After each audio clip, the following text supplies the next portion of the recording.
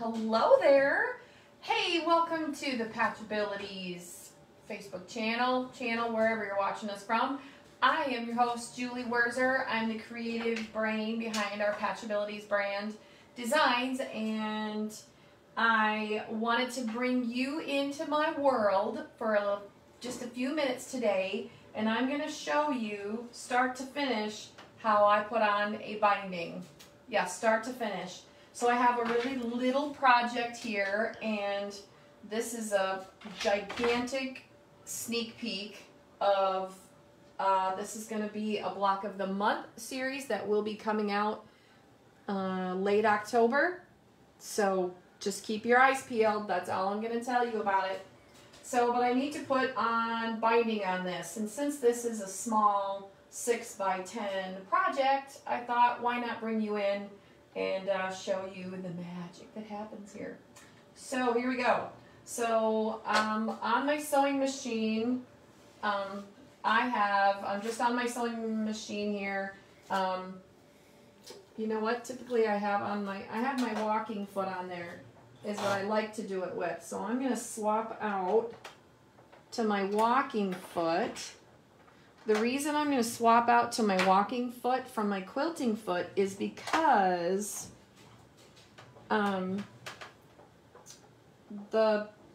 it will grab, the machine will then feed the fabric through from both the top and the bottom. So I'm not going to get that little, like ripple or wave ahead of my fabric, because I'm sewing through 3 layers: the backing fabric, the batting, and then the top. So I've switched over to my walking foot.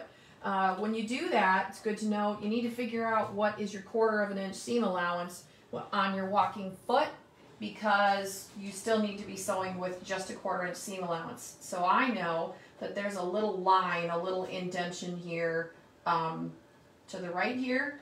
You can't see it very well, but I can see it on my foot. It's right there. And so I know that's where I need to have the edge of my fabric. So my background, or my project here, is I've blanket stitched around all the applique pieces. I have one width of fabric strip of binding here. I had cut this 2 inches wide and then pressed it in half. So that's what I've done to prepare. Now I'm going to lay my binding.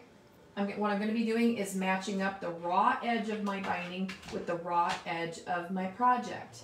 And I don't want to start here. What I want to do is I want to leave the end of my fabric. I want as wide of a swath here. You're going to see when I get done. So lay your fabric. I'm going to start with the end of my fabric right about there, and when we get towards the end, you're going to see why. Okay, next thing is that on my machine, I have chosen to select the needle down button so that every time I stop sewing, my machine is going to stop in the needle down position. Okay, and now I'm going to begin, but I am beginning, where's my presser foot not going? I'm going to begin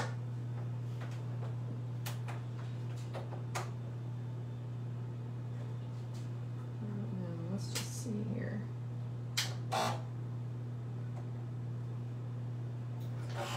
There we go. So I'm going to begin stitching towards the end of my project here. I'm going to stitch until right there. Now I have stopped. I know that this edge where my fingernail is 1/4 inch away from my needle. You want to stop sewing 1/4 inch before you get to the end of your project. I'm going to lift up my presser foot, put it back down, and I'm going to back off of my project. Now, you guys, all of these instructions are in every single pattern. Every single one of our patterns, these instructions are in there. They're written, and you can follow along. So now that I've backed off, I'm going to let's see, flip over my binding back, and then I'm gonna fold it over on top of itself again. When I'm flipping it back here, I'm just flipping it back so that the binding is gonna form a, what would that be, 45-degree angle from where I've been sewing. And then I'm gonna fold it back over on top of itself, line up my raw edges. They're already lined up, and they should be. And now I'm just gonna sew right back onto my binding and go. So those of you that have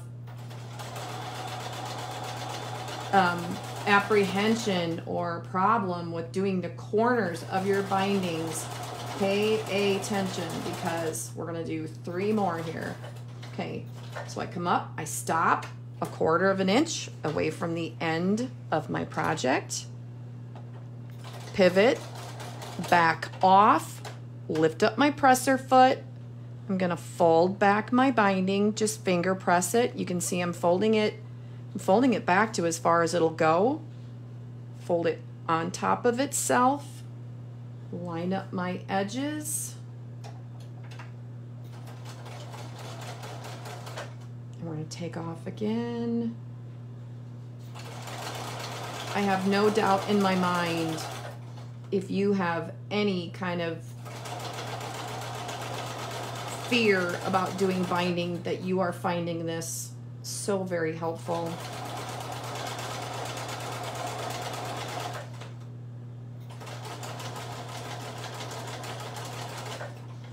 Here we go. And to the end again.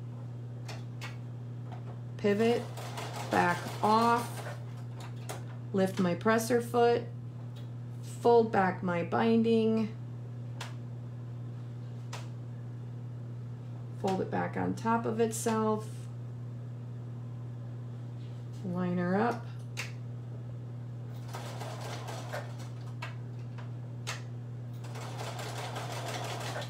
okay, that is corner number 3, if you're keeping count.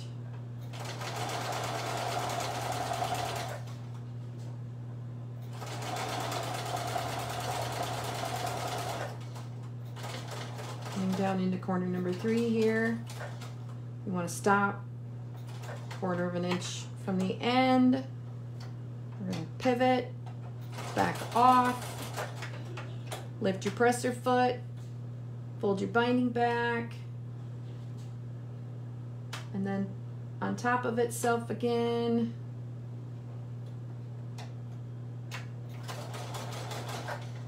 I know I make it look so easy, don't I? Okay, here's where we're gonna stop, because we're back onto the straightaway stretch where I began. I'm gonna grab my scissors. Okay, you guys, here's where we're gonna join. We gotta join the binding. This is my method of joining the binding. If you've learned another method, great, but this is my method, and there are more than one. Okay. I'm going to leave my project right here under the light. Okay, so as you can see, we've got 2 long tails here. What we want, I want to make my seam approximately just somewhere in the middle here for 2 reasons.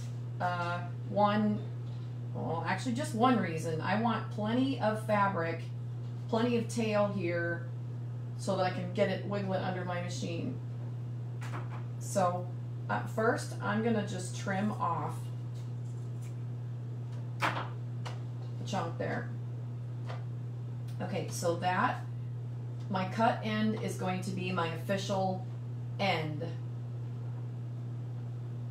that I'm figuring from. I take my cut piece of binding and I'm gonna lay it on here. I'm gonna lay it on top here because this is gonna tell me where I need to cut my other piece of binding. Now, it's pretty tight here, but I'm going to show you. So I leave approximately 1/8 inch from the end of my cut piece of binding. I lay that on top of there, and I'm going to cut approximately 1/8 inch from that. Now we're going to see why in the world I'm doing that. So now we're going to take our binding, I'm going to unfold them, I'm going to put them together like this, and we're going to be sewing this way, diagonally. So I'm just going to kind of fold up my project. This is why I do the seam like about in the middle of the project so that I have these tails. So then when I'm lining up my ends of my binding here, so I need to stitch a diagonal line. You're going to notice I don't pin because I don't like pinning. You can if you want to, but here's the reason why I've left my 1/8 of an inch. I've got an 1/8 of an inch here overhang and an 1/8 of an inch here. That way I can visually see corner to corner exactly where I need to start and then stop stitching. That's the reason for my 1/8 of an inch overhang. Okay, so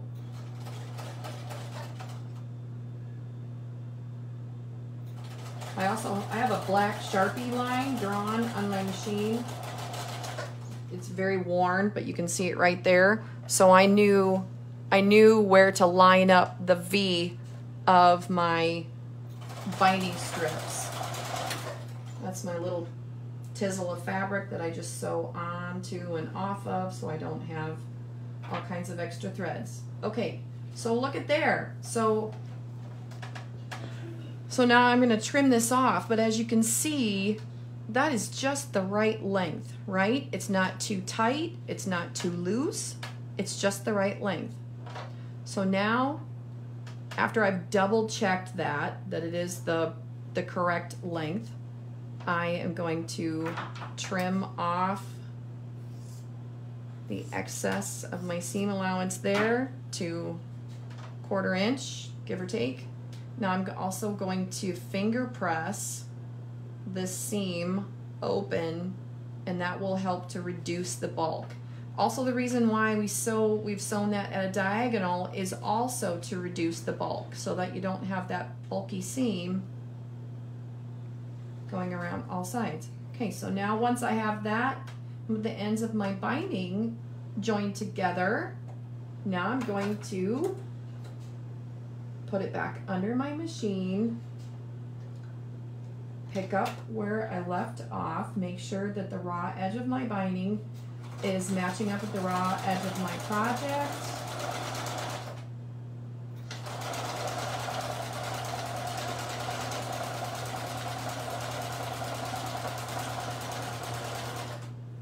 Oh my gosh, you guys, I'm so glad I brought you in on this today because it was a little project that I could go through all of the steps of the binding. Look at that. So binding is sewn onto this little guy. My next step will be to go over to I'll take my scissors and I'll trim off all of the excess batting and backing, and then I'll hand stitch it around to the back side. And with that, that's all I have for you today. Jeepity Christmas. Yeah, that's all. That's a really big deal. I hope you find this so helpful, and by golly, you had better share this with everybody you know who needs help with binding. So, help with binding, I did a whole project. Rewind, watch it over again a zillion times, and I really hope this helps you. Thank you so much for watching. Please don't keep us a secret. And happy stitching, you guys. Happy binding. Bye.